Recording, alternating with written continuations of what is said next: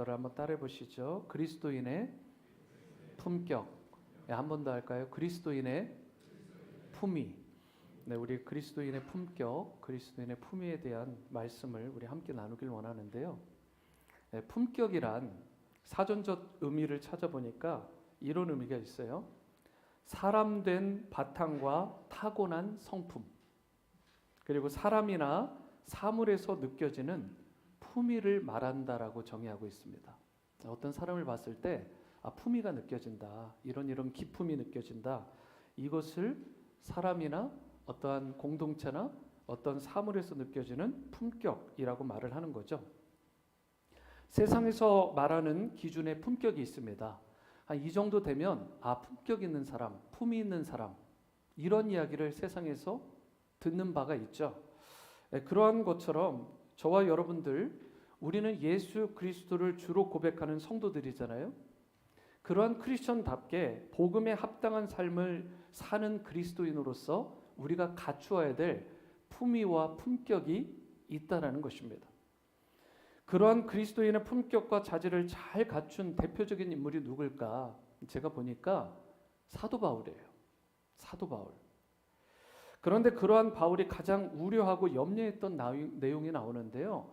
그렇게 품위 있고 품격 있는 바울이 어떤 부분을 늘 염려했기 때문에 그런 위대한 복음 안에서의 크리스찬으로서의 품위와 품격을 잘 유지하면서 살았을까? 3절을 보시면 우리가 이 직분이 비방을 받지 않게 하려고 무엇이든지 아무에게도 거리끼지 않게 하고 라고 말을 하죠.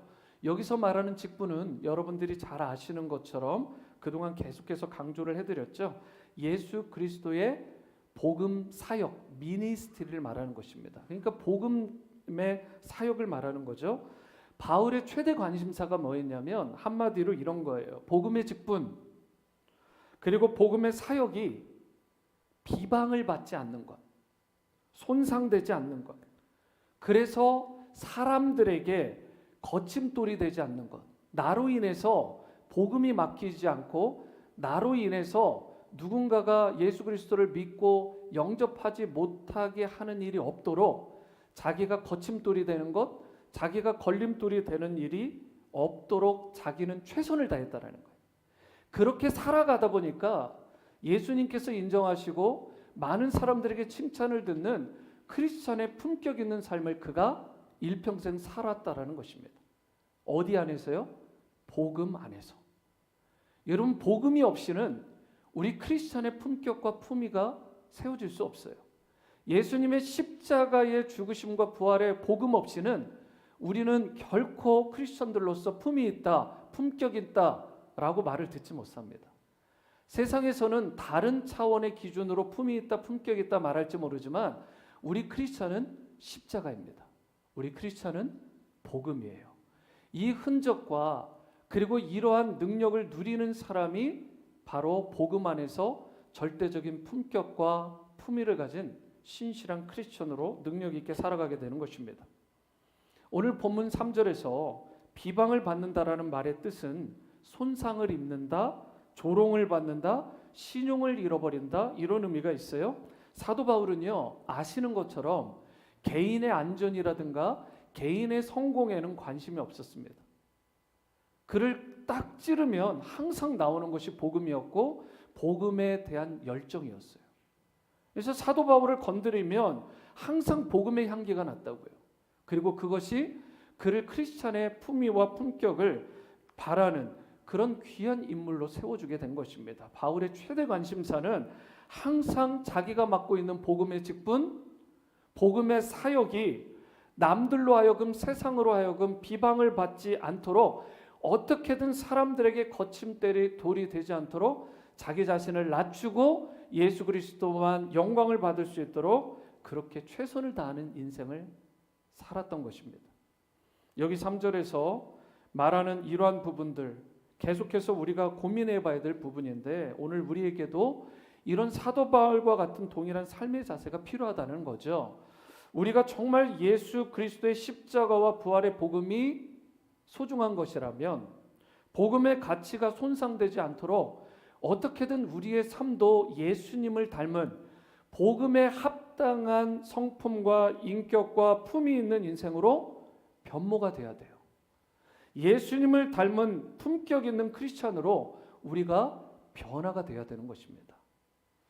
여러분, 이처럼 우리가 예수님 닮은 품격 있는 품이 있는 크리스찬이 될 때 이런 놀라운 평가, 이런 놀라운 변화를 우리가 경험하게 되는데요. 세상으로부터 어떤 평가를 받게 되느냐? 한번 보세요. 8절 하반절에서 10절까지의 말씀입니다. 우리는 속이는 자 같으나 참되고 무명한 자 같으나 유명한 자요. 죽은 자 같으나 보라 우리가 살아있고 징계를 받는 자 같으나 죽임을 당하지 아니하고 근심하는 자 같으나 항상 기뻐하고 가난한 자 같으나 오히려 많은 사람을 부요하게 하고 아무것도 없는 자 같으나 모든 것을 가진 자다. 저는 이 말씀을 딱 읽는데 정말 품이 있는 삶이다. 정말 크리스찬의 품격이 뚝뚝 떨어지는 삶의 모습이다. 근데 이것이 누구에게 있었다고요? 사도 바울에게 있었다고요. 여러분, 여기서 무엇 같으나 라는 말로 계속 반복되잖아요. 속이는 자 같으나 무명한 자 같으나 한 것 같으나 라는 말은 세상 사람들의 눈에 비춰지는 우리의 모습입니다. 우리 크리스천이 세상 사람들이 볼 때 이렇게 비춰진다라는 거죠. 그런데 실상은 그렇게 보일지 모르지만 실상은 어떻다라는 거예요? 전혀 그렇지 않다라는 거예요. 그렇다면 다시 여기에서 우리가 확인할 수 있는 건 세상 사람들이 말하는 기준과 우리 하나님께서 우리를 보시고 우리에게 기준선을 주시는 그 부분은 다르다라는 것입니다.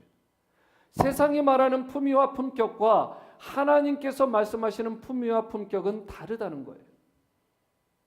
다시 강조되는 건 바로 복음 안에서 예수 그리스도의 십자가의 죽으심과 부활의 그 복음 안에서 우리가 제대로 된 품격을 갖출 수 있게 되는 거예요. 그리고 그것을 갖춘 사람이 세상으로부터 이런 평가를 받는 것 같지만 실상은 하나님으로부터는 진정 이런 평가를 받는다라고 반전, 이런 역설적인 삶의 모습이 두드러지게 된다라는 것입니다.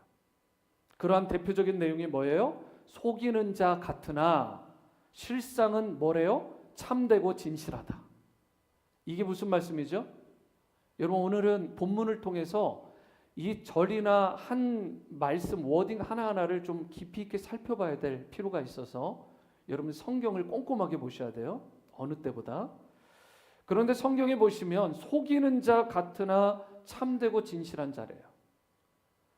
여러분, 세상 사람들이 볼 때 우리가 예수님이 온 인류의 죄를 위해서 속죄의 제물로 날 위해 널 위해 우리를 위해 죽으셨을 뿐만 아니라 사흘 만에 부활하셨다. 여러분, 이게 그들에게 진실되게 느껴질까요? 그들에게 참되고 그게 믿어질 것 같으세요? 아니잖아요. 그러니까 세상 사람들이 볼 때는 우리가 복음을 전하게 되면 그게 거짓말 같은 거예요. 가짜인 것 같은 거예요. 그런데 성경은 뭐라고 말합니까? 진리의 말씀은 바로 그렇게 세상에서는 보일지 모르지만 사실은 진실되고 사실은 참된 인생이라고 그렇게 하나님이 평가해 주시는 거예요. 여러분, 사람의 평가가 중요하나요? 하나님의 평가가 중요하나요? 여러분 잘 아시잖아요. 우리가 사람을 좋게 해야 되나요? 하나님을 좋게 해야 되나요? 하나님의 눈에 들어야 되잖아요. 우리가 세상으로부터 어떤 평가를 받든 그거 중요하지 않을 수 있습니다. 왜 그러냐면 어차피 그들이 우리를 볼 땐 거짓말장이래요. 속이는 자 같대요. 하지만 우리는 복음의 사명을 잘 감당해야 되잖아요. 왜요? 그게 참되기 때문에, 그게 진짜니까.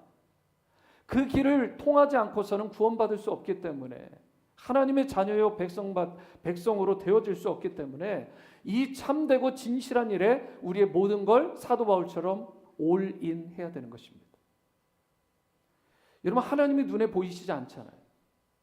그런데 세상 사람들에게 하나님을 믿으라고 하니까 세상 사람들이 에이 무슨 거짓말, 하나님이 창조를 하셨다니까 거짓말, 예수님 다시 오셔서 심판주로 오실 거야, 그래서 그때는 양과 염소로 나누실 거야, 천국과 지옥으로 나눠지는 거야, 에이 거짓말. 세상 사람들은 다 거짓이래요. 하지만 성경은 말씀하십니다. 여러분, 이것이 참된 길이고 진리이고 이것이 유일한 구원과 생명의 길이라고. 여러분과 제가 그것을 믿기 때문에 이 자리에 온 거잖아요. 그 참된 것, 진리가 되는 것. 세상 사람들은 모르는 이 신비한 비밀을 누가 깨우쳐 주시고 누가 여러분과 저를 인도해 주셨나요? 오직 성령으로 가능한 것입니다. 성령의 감동이 없이는, 성령께서 도우시지 않았다면 그 주님의 십자가의 복음이, 그분의 그 거룩하고 능력 있는 보혈의 능력이 여러분과 저를, 우리 자녀들을, 우리 가정과 우리 공동체를 덮을 수가 없었겠죠. 오직 성령으로 가능했던 것입니다. 여러분, 또 그러면서 뭐라고 얘기하죠? 무명한 자 같으나 유명한 자요. 이름도 없어요. 빛도 없어요. 그렇게 살아가요, 크리스천들이. 소위 너무 이렇게 나대지 않잖아요, 세상적으로. 그런데 그렇게 겸손하게 섬기는 위치로 이름도 빛도 없이 나아가는 인생이기 때문에 세상의 입장에서 보니까 무명한 자인 줄 알았어요. 뭐 그렇게 대단하게 안 봐였어요. 그런데 크리스찬들의 품격 있는 삶을 계속해서 지켜보다 보니까, 삶의 발자취와 역사를 돌아보니까 아름다운 열매가 너무 많은 거예요. 도저히 부정할 수 없는 크리스천으로서의 그런 열매들이 너무 많다 보니까 무명한 줄 알았는데 나중에 뚜껑을 열어보니까 너무 유명한 자가 돼 있는 거예요. 그리고 무엇보다 하나님이 알아주시는 유명한 자가 된 것입니다. 그리고 죽은 자 같으나 보라, 우리가 살아있고 징계를 받은 자 같으나 죽임을 당하지 아니하고, 분명히 세상의 악한 자들이, 복음을 거역하는 자들이 죽도록 때렸어요. 그런데 다시 일어나요. 그리고 주님의 복음을 전하는 것입니다. 그게 사도 바울이었잖아요. 그런데 어떻게 이런 일이 가능하죠? 그 안에, 우리 안에 살아계신 예수님이 거하시기 때문에 가능한 거예요. Because he lives, I can face tomorrow. 우리가 예수님 때문에, 그분이 살아계시기 때문에, 그분이 우리와 내주하시고 역사하시기 때문에 우리가 이 세상을 향해서 나아갈 수 있게 되고, 거침없이 담대하게 능력 있게 살아갈 수 있게 되는 것입니다. 그래서 그러한 인생 가운데 나오는 말이 또 뭐예요? 근심하는 자 같으나 항상 기뻐하고, 가난한 자 같은 줄 알았는데 오히려 많은 사람을 부유하게 하고, 아무것도 없는 자 같은데 모든 것을 가진 자로 살아가는 것. 여러분, 이것이 크리스찬의 역설 아닌가요? 아이러니 아니에요? 세상 사람들이 볼 때는 이렇게 생각하고 오해했는데 나중에 열어보니까, 결과를 보니까 아니더라는 거예요. 실상은 오히려 많은 사람들에게 기쁨을 주고, 그리고 부유하게 하고, 많은 것들을 나누며 살아가는, 모든 것들을 소유한 자들로 살아가는 그런 능력 있는 크리스천들이 되더라는 것입니다. 이것이 세상의 기대와 평가를 넘어선 역설적인 크리스천의 모습이고, 진정 십자가 복음 안에서 여러분과 제가 갖추어야 될, 누려야 될 품격 있는 바울 닮은, 예수님 닮은 크리스천의 모습이 되는 것입니다.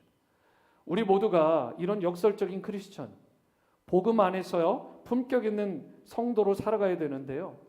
우리가 그렇다면 어떻게 할 때 진정 복음 안에서 품격 있는 크리스천으로, 능력 있는 성도들로 살아갈 수 있을까? 오늘 본문을 통해 두 가지 내용을 살펴보고자 합니다. 첫 번째, 우리가 품격 있는 크리스천, 역설적이고 능력 있는 성도로 살아가려면 고난에 맞서는 용기가 필요합니다. 저를 따라해 보시죠. 고난에 맞서는 용기가 있어야 합니다. 먼저 4절과 5절을 보세요. 오직 모든 일에 하나님의 일꾼으로 자천하여 많이 견디는 것과 환난과 궁핍과 고난과 매맞음과 갇힘과 난동과 수고로움과 자지 못함과 먹지 못함 가운데서도, 여러분, 고난의 고통의 백화점처럼 느껴지지 않았어요? 온갖 고난을 다 모아놨어요. 그런데 놀랍게도 이게 단 한 사람, 바울 자신이 다 겪어본 일이에요. 무엇 때문에요? 복음 때문에. 무엇 때문에요? 주님을 위해서. 여러분, 이 말씀에서 놀라운 건 사도 바울이 하나님의 일꾼으로 자천했다라는 말이 나오는데, 이것은 스스로를 자기가 추천했다라는 말이고, 스스로 voluntarily, 자원해서 이 고난에 동참했다라는 뜻이에요. 고난을 피할 수 있었는데, 여러분, 로마 시민권자잖아요. 세상에 누구보다 많은 것들을 갖추었고 배웠고 능력이 있었던 사람이에요. 가문도 좋아요. 그런데 그 고난을 굳이 복음의 일꾼으로서, 하나님의 일꾼으로서 굳이 스스로 자청해서 자원해서 자기가 그 안에 뛰어드는 거예요. 누가 떠밀어서가 아니라, 그래서 억지로 질질질 끌려간 게 아니라, 여러분 이 고난에 뛰어들었는데 자기가 하나님의 일꾼이 되고 보니까, 주님의 복음의 사명의 사명자로 살아가다 보니까 자기가 다 기록할 수는 없지만 대략, 아주 그것도 대략 기록해 보니까 한 10가지 정도로 크게 고난들이 자기에게 왔더라. 그 고난의 내용이 뭐예요? 첫 번째, 말씀을 다시 잘 보시면 많이 견디는 것. 어떤 문제를 당하더라도 끝까지 포기하지 않고 인내하며 견디는 거예요. 얼마나 그 고통이 극심했겠어요. 그런데 사도 바울은요, 정말 많이 견디었습니다. 많이 인내했어요. 그러면서 두 번째가 환난입니다. 전에도 제가 설명을 드렸듯이 이게 헬라어로 슬립시스라는 단어고, 이건 포도주 통에 포도를 으깨듯이 막 갈아 엎어가지고요, 흔적도 없이 살아듯이 그런 세상의 엄청난 환난과 프레셔가 자기를 짓누른 듯한 고통과 대환난이 자기에게 임했었다라고 고백해요. 여러분과 제가 복음 때문에 이런 걸 겪어본 적이 언젠가요? 막 복음을 전하는데 소금 뿌리고 막 물 붓고 가정에서 막 나가라고 하고 교회 그만 다니게 하고 호적에서 파겠다고 하고 침뱉음을 당하고 직장에서 막 해고나 해고의 위기까지 당해보고 인사고과에 막 마이너스 받고, 우리가 언제 복음을 위해서 손해를 받아봤나요? 그런데 그런 환난 가운데서도, 그런 우리가 상상조차 할 수 없는 슬립시스 가운데서도 사도 바울은 그 환난을 잘 이겨낸 것입니다. 그 짓누르는 환난마저도. 세 번째가 궁핍인데요, 이건 단순히 그냥 굶주린다 그런 의미가 아니고요, 피할 수 없는 고통과 아픔과 슬픔을 통칭하는 말이 이 궁핍이라는 단어예요. 그리고 네 번째가 고난입니다. 사실 옛날 성경, 우리 개역 한글판에는 이 부분을 곤란이라고 번역을 했더라고요. 곤란. 그러니까 고난이라기보다는 곤란한 상황들을 당하는 것. 저는 이게 조금 더 와닿는데, 왜 그러냐면 원래 뜻이 좁은 공간에 갇혀서 옴짝달싹 꼼짝 못하게 된 곤란한 상황을 말하는 거예요. 그래서 이건 고난, 환난이라는 의미보다는 곤란이 조금 더 적절한 번역 같아요. 다섯 번째로 매맞음, 채찍에 맞는 걸 의미하는데, 얼마나 사도 바울이 채찍에 많이 맞았습니까? 여기 중에 채찍에 맞아본 분 계세요? 복음 때문에 매 맞아본 분, 저를 포함해서 있나요? 저도 이게 부끄러운 건지 안 부끄러운 건지 모르겠지만 제가 나름대로 다시 비춰보니까 부끄럽게도 저는 그렇게 매까지 맞아본 적은 없는 것 같아요. 그런데 사도 바울은 수도 없이 매 맞고 채찍질을 당한 것입니다. 무엇 때문에요? 예수 그리스도의 십자가 죽으심과 부활의 복음 때문에, 복음을 위하여, 복음이 복음되게 하는 일에 쓰임받다가 그러한 모진 매맞음과 채찍을 당한 것입니다.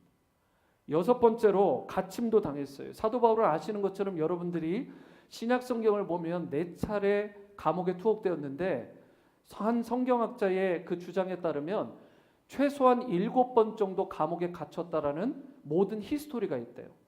그 전문가니까 저보다 더 잘 파악을 했겠죠? 저도 그게 맞을 것 같아요. 성경에 기록된 횟수가 다가 아니니까 최소 7차례 감옥에 갇혔는데, 여러분과 제가 감옥에 한 차례만 갇혀도 소위 멘붕이 올 것 같지 않으세요? 내 인생 가운데 교도소, 내 인생 가운데 빨간 줄이 그어진다? 상상만 해도 저는 좀 끔찍할 것 같아요. 근데 사도 바울은요, 그런 경험을 최소 7차례 이상 했다고요. 그것도 자기가 죄를 지어서 그런 게 아니에요. 복음 전하다가, 예수님 자랑하고 증거하다가 억울한 일 당해가지고 그 곤란한 상황 가운데 감옥에 들어간 것입니다. 한 번은 몇 주도 되고, 한 번은 몇 개월도 되고, 한 번은 몇 년도 되는 그런 감옥 생활을, 투옥 생활을 오래 했어요. 사도 바울이 정말 대단하죠. 그런데 그 가운데 항상 어땠습니까? 늘 기뻐했어요. 성경을 보시면 감옥에 갇혀 있는 내내 그가 늘 기뻐하고 늘 자족하고 늘 하나님의 복음을 그 안에서조차 전했다라는 사실. 사도 바울은 여러분과 저와 똑같은 성정을 가진 사람이에요. 매 맞으면 아프고요, 배고프면 배고프고요, 감옥에 갇히면 서러울 수 있는 모든 조건이 다 똑같은 사람이에요. 슈퍼맨이 아닙니다. 그런데 그러한 사도 바울이 복음이 충만하니까, 예수 그리스도로 충만하니까 정말 크리스찬으로서의 그 품위와 품격과 그 고난에 맞서는 그 인내와 그러한 모든 능력들이 충만하게 되니까 결국은 이러한 감옥에 갇히는 상황 가운데서도 오히려 기뻐하고 오히려 즐거워하고 오히려 감사하는 삶을 살았다라는 것입니다. 7번째가 난동인데 아시는 것처럼 폭도들에 의해 일어난 폭동을 말하고요. 8번째로 수고로움, 탈진하도록 열심으로 그렇게 살아온 것입니다. 주님의 일, 복음을 위해서 열심을 내다가 탈진한 거예요. 우리 교회 표어 가운데 3번째 실천상이 뭐죠? 성령의 열심, 우리의 열정. 여러분 이거 계속 암기하시고 마음에 새기셔야 됩니다. 성령의 열심이 있어요. 사도 바울의 열심이 있습니다. 우리가 성도로서 복음을 위해, 주님의 일을 위해 탈진하도록 언제 열심을 내보았는지. 여러분과 제가 보니까 정말 수고하시죠. 이게 직장 생활하면서 여러분 신앙생활하는 거 쉽지 않잖아요. 온몸이 만신창이가 되고 축 처지고 직장에서 얼마나 스트레스도 많으시고 인간관계며 여러 가지 부분 가운데 힘들어요. 그런데도 불구하고 주님께서 우리를 위로하시지만 동시에 우리에게 다시 한번 인풋을 넣어주시고 강조하시는 부분이 있습니다. 내가 너희를 위해 연시움을 내듯 주님의 일을 위해, 복음을 위해 열정을 내볼 수 없겠냐고, 열심을 내어줄 수 없겠냐고 여러분과 저를 계속해서 초대하시는 것입니다. 저는 여러분과 제가 이런 주님의 일, 복음 사역을 위해서 계속해서 쓰임받고 또 우리 오늘의 침례교회가 계속해서 복음과 주님의 사역을 위해서 열정을 내는 그러한 은혜가 있게 되기를 축복합니다. 그렇게 될 때 복음이 복음되게 되고 교회가 교회되고 성도가 성도되고 그렇게 될 때 우리가 크리스찬의 품격과 품위를 가지고 세상에 능력 있는 그러한 사명자의 역할을 잘 감당하게 되는 것입니다. 여러분 9번째로 잠을 제대로 못 잤대요. 주님의 일을 하기 위해서 복음을 위해서 잠도 못 자고요. 10번째로 먹지 못할 때도 많았다고 그럽니다. 복음 전하다가 허기가 진 거예요. 배를 곪은 것입니다. 여기에 나오는 고난들은 사실 결코 무엇 하나 쉬운 고난이 하나도 없습니다. 저도 솔직히 이 중에 한두 개만 와도 이거 치명적일 것 같아요. 그런데 사도 바울은 이 모든 10개를 한 번에 받은 적도 한두 번이 아닙니다. 수도 없이 이런 고통을 받았죠. 그래서 어떤 이는 바울의 이러한 고난을 고난의 눈보라다 이렇게 말하기도 합니다. 고난의 눈보라, 비바람. 바울이 이러한 고난을 피하지 않았어요. 스스로 자원해서 받았다고요. 이게 놀라운 점 아니에요? 뻔하게 고난받을 거 아는데, 고통이 올 거 아는데 주님의 일을 하다가 복음을 위하다가 이런 모든 10가지 이상의 고난들이 올 걸 뻔히 아는데도 자기가 자원해서 자기 스스로를 자청함으로 고난을 위해 복음의 문을 열기 위해서 자기를 드린 것입니다. 여러분 실제로 사도행전을 보시면 바울이 고난당할 때 복음의 문이 활짝 열린 케이스들이 많아요. 그 중에 대표적인 한 가지가 뭐냐면 빌립보 감옥의 경우예요. 거기에서 빌립보 지역에서 복음을 전하던 사도 바울과 실라가 있었는데 아무것도 아니에요. 그냥 복음 전했습니다. 그런데 그 억울한 누명을 쓰고 재판의 과정도 없이 수도 없이 맞고요.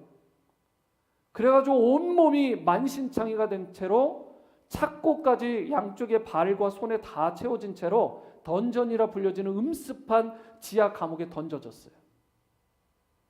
억울할 것 같지 않으세요? 여러분 복음을 전하다가 딴 것도 아니고요. 좋은 일 하다가 교회 일 하다가 쉽게 얘기하면 봉사하다가 억울한 일 당하고 심지어 막 이렇게 감옥까지 간다? 이 정도 되면 억울한 게 맞죠. 보통 일반적으로 그런 상황이 나옵니다. 불평이 나오고 원망이 나오고 하나님 이러실 수 있냐고. 내가 이렇게 열심을 내는데 왜 우리 가정이 이러냐고, 내 개인의 삶이 이러냐고 그렇게 말하는 거 비슷한 거잖아요. 사실 지금은 더 심각한 상황이죠. 던전에 던져졌다고요. 그런데 바울과 실라가 뭘 했대요? 한밤중에 사도행전 16장에 보니까 바울과 실라가 기도하고 하나님을 찬송했습니다. 세상적으로 보면 미친 거 아닙니까? 세상적으로 보면 이건 이해가 안 되는 상황이잖아요. 거기다가 그 기도와 찬송을 조용히 한 게 아니에요. 그렇게 음신 두들겨 맞고 지금 죄수의 신세인데요. 그 주위에 있던 죄수들이, 감수들이 다 들을 정도로 아주 크게 하나님께 부르짖어 기도하고 감사로 하나님께 찬미를 한 거예요. 여러분, 교도소에 100이면 100, 1000이면 1000 다 물어보면 억울하다라고 말한다고 합니다. 나는 억울하게 감옥에 들어왔다고. 진짜 죄 지은 사람인데도. 그런데 사도 바울과 실라는요, 죄를 짓지 않았잖아요. 그런데도 억울하다고 말할 수 있는데도 불구하고 그런 이야기 하지 않아요. 억울하게 당했으면 원망하고 분명히 항의해야 되는데 감사와 기도가 터져 나온 거예요. 여러분, 분명히 때렸으면 울어야 되는데 울기는커녕 헤헤 웃으면서 찬송을 부르더라는 거예요. 여러분, 이게 크리스찬의 품격이에요. 세상에 뭐 말하는 아우라, 세상에 말하는 외모, 갖춘 것, 이게 크리스찬의 품격과 품위가 아니고요. 이런 고난 가운데서도 이렇게 찬양하고 기도하고 감사를 표현할 수 있는, 하나님께 영광 돌릴 수 있는, 이게 진정한 크리스찬의 품격이라고요. 고난에 맞서는 용기와 이 담대함, 이게 있을 때에 제대로 된 복음 사역이 되는 것입니다. 세상 사람들은요, 하나님을 직접적으로 보지 못합니다. 세상 사람들은 여러분과 저를 봐요. 우리 태림자매가 뭐 이렇게 간증문의 한 내용이니까 우리 태림자매가 그런 이야기를 하잖아요. 오클라호마에서도 본인을 잘 섬겨준 집사님 네 분을 통해서 마음이 열렸고 하나님을 보게 되는 거예요. 여기에 계신 여러분들이 또 잘 직접적으로 눈으로 보여주시니까 그걸 보고 마음이 열리게 된 거죠. 여러분, 세상 사람들은요, 우리 주위의 사람들은 우리를 통해서 하나님을 만나게 됩니다. 그렇기 때문에 우리가 사도 바울과 같은, 예수님과 같은 품위와 품격을 갖춰야 돼요. 억울한 일을 당했는데, 분명히 울어야 될 상황인데, 짜증내야 될 상황인데, 분명히 기쁨이 무너져야 될 상황인데 기뻐해요. 평강이 넘쳐요. 오히려 막 입술을 통해서 불평과 원망보다는 하나님께 기도하고 찬양하고 감사가 넘쳐요. 이렇게 복음을 위해 미친 사람, 이렇게 예수님을 위해 그 사랑 때문에 미친 사람, 영혼 구령에 미친 사람, 여러분, 이 복음에 미친 사람이 될 때 진짜 품이 있고 품격 있는 크리스찬이 된다고요. 사랑하는 여러분, 예수님의 복음의 능력이 있습니다. 복음이 사도 바울을 그렇게 변화시킨 거예요. 여러분, 사도 바울의 차별화를 누가 만들었느냐? 세상의 사람들이 만든 게 아니라 복음이 그를 그렇게 변화시킨 것입니다. 복음의 능력은 고난 속에서 더 빛이 나는 거예요. 여러분과 제가 고난 속에서 어떤 것을 보여두느냐, 어떠한 용기와 어떠한 믿음의 진수를 보여주느냐에 따라서 복음이 복음되게 되고요. 성도가 성도다워지는 것이고 교회가 교회로서의 평판을 아름답게 전하며 유지하게 되는 것입니다. 여러분과 제가 코로나라고 하는 전대미문의 고난의 과정을 2년 이상 통과하고 있는데요. 이러한 고난의 과정에서도 우리가 바른 용기 그리고 바른 믿음을 보여줘야 됩니다. 서울 온누리교회 이재훈 목사님이 이런 글을 기고했더라고요. 코로나 팬데믹은 객관적인 상황으로만 보면 우리 일상의 큰 장애물이요 고난입니다. 그러나 믿음으로 하나님께서 이 팬데믹을 통해 선한 역사를 이루실 것을 바라보아야 합니다. 코로나 팬데믹은 선교의 큰 장애이기도 합니다. 그러나 우리는 코로나 팬데믹이 도리어 하나님의 역사적, 선교적 역사를 가져올 수 있다고 믿어야 합니다. 하나님께서는 최악의 상황에서도 선한 역사를 이루시는 하나님이시기 때문입니다. 여러분과 저에게도 이런 고백과 이런 인사이트가 있을 수 있게 되기를 바랍니다. 코로나 같은 최악의 상황에서도 선하신 하나님을 우리가 믿고 신뢰하면서 고난 앞에서 환난 앞에서 결코 굴복하지 않는, 오히려 고난에 맞서서 담대히 용기 있게 앞을 향해 전진해 나가는, 복음을 위해 주님의 나라를 위해 계속해서 쓰임받는 우리가 될 수 있게 되기를 바랍니다. 우리가 당하는 고난, 그저 의미 없이 당하는 고난이 아니라 예수 그리스도의 십자가와 부활의 복음을 드러낼 수 있는 기회가 되는 거예요. 고난을 당할 때에 참된 복음의 진수가 무엇인지, 예수 그리스도의 십자가의 복음의 능력이 무엇인지를 세상에 보여줄 수 있는 기회가 되는 것입니다. 그래서 위기를 만날 때, 고난을 만날 때, 환난을 당할 때에 물러서는 인생이 아니라 고난을 넘어서 예수님을 증거하는 증인의 삶을 살아가야 되는 것입니다. 복음 안에서 그러므로 품격 있는 크리스천, 그러면서 역설적이고 능력 있는 십자가의 흔적 있는 여러분과 저의 삶이 다 될 수 있게 되기를 주님의 이름으로 축원합니다. 두 번째이자 마지막은 우리가 역설적인 크리스천, 복음 안에서 품격 있고 능력 있는 크리스천으로 살아가려면 영적인 퀄리티를 갖춰야 돼요. 그런데 오늘 본문에서는 9가지라고 얘기했어요. 그래서 9가지 영적 퀄리티를 갖춰야 된다라고 말을 했는데, 짧게 말하면 영적 퀄리티입니다.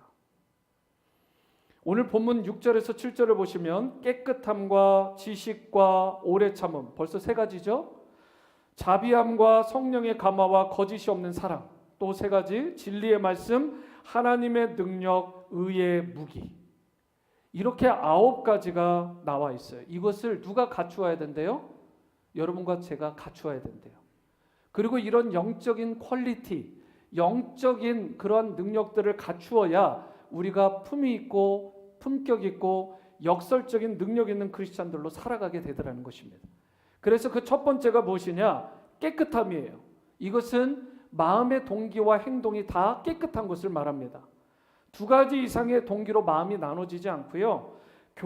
이 고린도 교회에서 성도들과 이 바울의 관계로 볼 때 이런 거죠. 세속적인 관계로 맺어진 관계가 아니라, 이익 관계로 맺어진 관계가 아니라 무엇으로 맺어진 관계죠? 복음으로 맺어진 관계입니다. 예수 그리스도의 십자가의 죽으심과 부활의 복음으로, 그 사랑으로 맺어진 사랑의 띠로 하나 된 공동체. 여러분, 이것이 바로 사도 바울이 깨끗하게 맺어진 관계다라고 말하는 것이고, 두 번째가 지식인데요.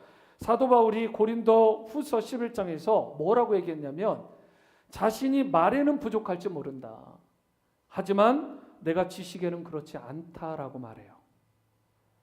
이 지식은 예수 그리스도를 내가 인격적으로 만난 뒤에 얻게 된 체험적이고 관계적이고 영적인 지식을 말합니다.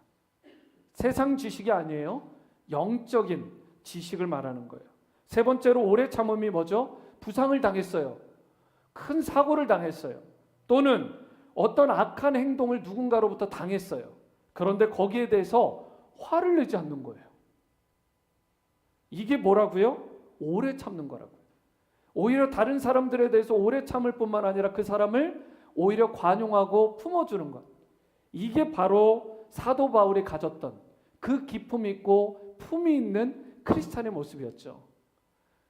모든 부분에 대해서 악하게 행동하지 않는 거예요. 그래서 특별히 바울에게요, 어떤 사람이 있었냐면 바울이 복음을 전했어요. 그런데 그 복음을 들었는데도 불구하고 그의 연약함을 아주 집요하게 파헤치고 그를 반대했던 고린도 교회 일부 성도들이 있었잖아요.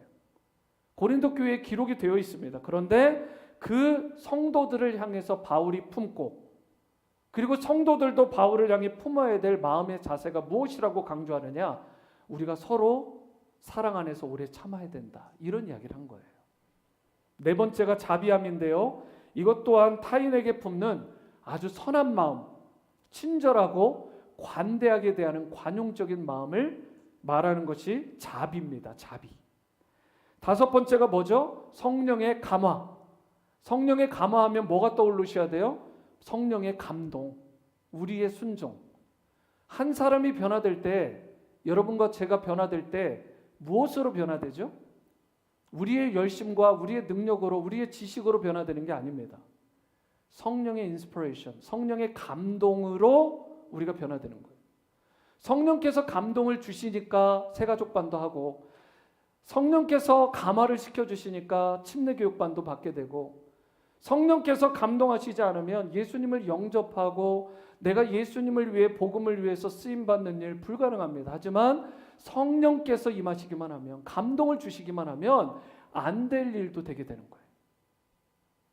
저는 여러분과 제가 성령의 감동과 감화를 충만히 받을 수 있게 되기를 바라고요. 그리고 그 감동을 통해서 세상 많은 사람들에게 감화를 주는, 감동을 주는 인생으로 쓰임받게 되기를 축원합니다. 여섯 번째로 거짓이 없는 사랑인데요, 직역을 하면 이런 사랑이에요. 위선이 없는 사랑. 겉과 속이 똑같은 투명한 사랑이죠. 말로만의 사랑이 아니라 안쪽으로, 내면적으로도 진심으로 그를 사랑하는 것입니다. 모든 일을 사랑으로 하라라고 고린도 교회 성도들에게 사도 바울이 서신을 보내요. 모든 일을 어떻게 하라고 했다고요? 사랑으로 해라. 그래서 우리 온누리 침례교회의 정신은 사랑으로 하는 정신이 되어야 됩니다. 무슨 일을 하든, 우리가 대청소를 하든 양육을 하든 봉사를 하든 선교와 전도에 힘쓰든, 그리고 우리가 친교를 하고 교제를 하고 서로를 세워주든, 모든 관계 가운데 사랑이 빠지면 안 됩니다. 늘 사랑으로 하셔야 돼요. 그런데 어떤 사랑이라고요? 거짓이 없는. 이런 예수님을 닮은 사랑이 진짜 사랑인데, 그래야 세상의 사람들이 감동이 되고 복음에 그들의 마음이 활짝 열리게 되더라는 것입니다. 일곱 번째, 여덟 번째, 아홉 번째는 함께 보면, 일곱 번째는 진리의 말씀, 여덟 번째는 하나님의 능력, 아홉 번째는 의기의 무기입니다. 이것은 복음을 방해하는 악한 것들을 깨트리고 악한 영의 계계와 역사를 무너뜨리는 그러한 능력을 말하는 거예요. 우리 모든 크리스천들은요, 하나님의 능력을 받고 주의 의로우심을 닮아서 품위 있고 질서 있고 아름다운 성도로 세움받아야 되는데, 하나님의 성품과 그리스도의 인격을 닮은 크리스천의 품격이야말로 우리가 사역을 함에 있어서, 복음을 전함에 있어서 강력한 무기가 되더라는 것입니다. 다시 강조드리지만 세상의 사람들은 우리를 보고 하나님을 만나는 경향이 있어요. 그렇기 때문에 우리의 품격과 우리의 인격이, 우리의 성품이 복음 전파에 있어서 강력한 툴이 될 수 있다는 것. 바울은요, 사람들의 평가에 연연하지 않았습니다. 사람들이 나를 어떻게 보느냐에 따라서 복음을 전혀 타협하지 않아요. 오히려 한 걸음 더 나가서 이 세상의 기대와 평가를 넘어서는 하나님께서 세우신 기준의 크리스천으로서의 그야말로 역설적인 삶을 살아가는 그런 신실한 크리스천이 된 것입니다. 그런데 이와 같은 역설적인 삶, 사도 바울이 품격 있는 삶을 살아갈 수 있었던 비결, 그게 딱 한 가지입니다. 그게 뭐예요? 나를 죽이고 내 안에 그리스도가 살게 한 것입니다. 저를 따라해 보시죠. 나를 죽이고 내 안에 그리스도가 살아야 합니다. 갈라디아서 2장 20절은 마지막으로 우리 함께 합독합니다. 시작. 내가 그리스도와 함께 십자가에 못 박혔나니 그런즉 이제는 내가 사는 것이 아니요 오직 내 안에 그리스도께서 사시는 것이라. 이제 내가 육체 가운데 사는 것은 나를 사랑하사 나를 위하여 자기 자신을 버리신 하나님의 아들을 믿는 믿음 안에서 사는 것이라. 나는 죽고 예수는 사는 것. 이것이 남의 삶에서 이루어지고 다른 공동체에서 이루어지는 게 아니라 여러분과 저의 개인의 삶에 이루어지고 우리 가정에 이루어지고 무엇보다 주님의 피값으로 사신 우리 온누리 침례교회 가운데 나는 죽어지고 예수님은 살아나는 역사가 계속해서 일어나게 나야 되게 될 줄 믿습니다. 여러분, 우리가 십자가로 더 가까이, 십자가의 길로 더욱더 사명을 가지고 붙들고 살아가는 인생, 여러분, 이것이 바로 복음의 진수를 보여줄 수 있는, 그리고 복음의 능력을 보여주는 그런 진정한 크리스찬의 삶의 모습이고, 나의 영광이 아니라 주님의 영광, 나의 뜻이 아니라 주님의 뜻을 앞세우고 나의 꿈이 아니라 주님의 꿈이 먼저인 인생, 이것이 바로 나는 죽고 예수는 사는 인생의 티피컬한 모습이에요.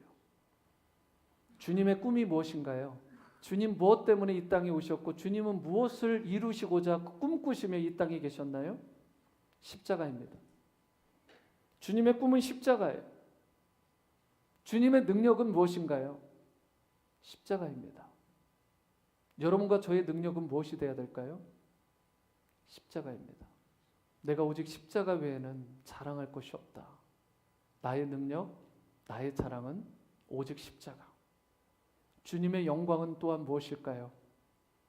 주님이 받으셨던 영광, 최고의 영광은 그 또한 십자가입니다. 여러분과 제가 품위 있고 품격 있고 기품 있고 나중에 맺게 되는 열매가 주 안에서 풍성하려면 오직 십자가입니다. 십자가의 복음 없이는 여러분과 제가 결코 품위 있고 품격 있는 크리스찬의 삶을 갖출 수가 없고 사도 바울처럼 예수님처럼 향기나는 인생을 살아갈 수 없습니다. 여러분 말씀을 맺겠는데요. 그러므로 무엇보다 여러분과 제가 정말 다시 한번 예수님의 십자가 앞에 여러분과 저의 자신을 살펴볼 수 있게 되기를 바라고 십자가의 길로 걷기를 결단하는 그런 은혜와 축복이 오늘 말씀 가운데 예배 가운데 다시 한번 이루어지게 되기를 축복합니다. 내일부터 우리가 패션 위크 고난주간 특별 새벽 기도의 주간입니다. 바라기는 여러분 모두가 다 나오시기를 권해드리고요. 혹시라도 정말 상황이 안 되고 몸이 불편하신 분들 그런 분들은 온라인으로라도 꼭 참여해 주시기를 부탁을 드립니다. 이번 특별 새벽 기도를 통해서 언젠가 주님을 향한 사랑이 식어진 분들 그 사랑이 다시 회복되는 은혜를 누리실 수 있게 되기를 바라고요. 언제부턴가 자기도 모르게 영혼 구원을 향해 전도와 선교에 대한 그런 눈물이 사라져 버리신 분들, 말라버리신 분들, 십자가로 말미암아 다시 눈물이 살아나고 생길 수 있는 은혜가 있게 되기를 바랍니다. 여러분과 저의 입술에 찬양과 감사와 기도의 향기가 계속해서 가득할 수 있게 되기를 바라고 우리의 두 손과 두 발에는 주님을 섬기는 섬김, 이웃을 향한 발걸음이 될 수 있게 되기를 바라고요. 그래서 여러분과 저의 삶에 예수님의 십자가 현정, 예수님의 그 십자가의 스티그마가 아로새겨지는 그런 은혜가 있게 되기를 바랍니다. 이제 여러분과 저의 삶 남은 인생 정말 얼마 남지 않은 인생 십자가의 길을 온전히 걸으면서 순교자적인 그런 삶을 사도 바울처럼 우리가 예수님처럼 그렇게 살아감으로 주님께서 인정하시고 칭찬하시는 그리고 세상의 빛과 소금의 역할을 감당하는 품위 있고 품격 있는 그리고 능력 있고 역설적인 성도의 삶 다 살아가시게 되기를 주님의 이름으로 축원합니다.